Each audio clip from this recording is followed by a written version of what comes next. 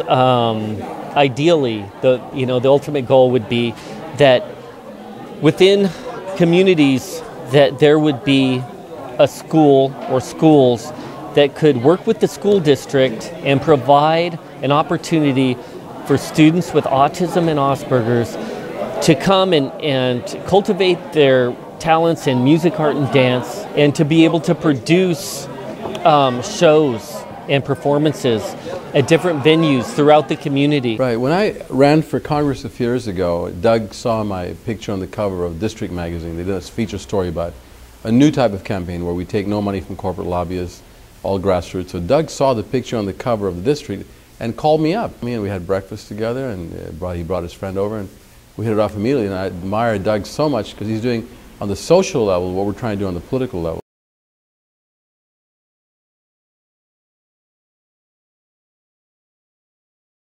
You know, I've worked for Long Beach Unified for over 20 years, and I worked with the special ed department for most of that. Working with the students that have autism and Asperger's, and being able to have the students come out and work on the murals. They develop a rapport with their outside world, you know, and it really can do a lot of good for the students' self-concept.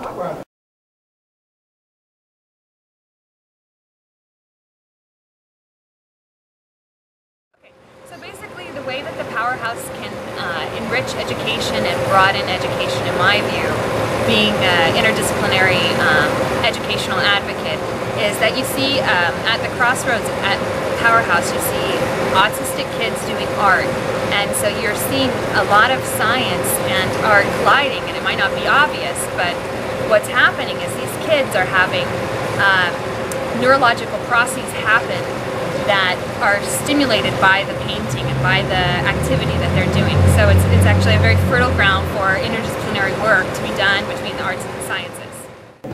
After working with Long Beach Unified for 20 years and another school district, there's a big need for a place for these students to be able to cultivate their creativity in music, art, and dance. You know, this brings them a lot of joy, whereas a lot of the methods of therapy that they're using nowadays are based upon, you know, repetition.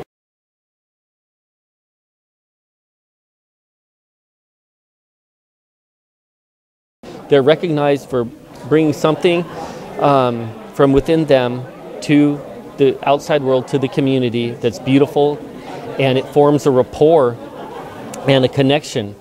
And when they have this experience, it really gives them a breakthrough to continue.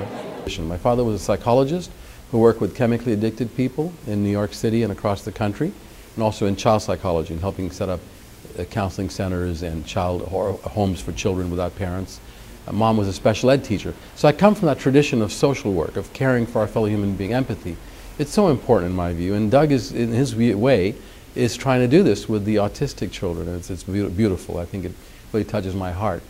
And there's a common denominator there. The Powerhouse program is extremely important. It's an example of what is being done at different levels on different programs for those who have talent in life, but who might be in some way disabled, or possibly their talent is focused in a different way. Autistic children have tremendous talent in certain specific areas, but they can't function in other areas. So to give everyone that opportunity to fulfill their full God-given potential, to function fully to their greatest potential, to become whatever they're able to. That's what is so important by these programs. And if we don't provide these programs, it shows that we are not measuring up to our full societal potential.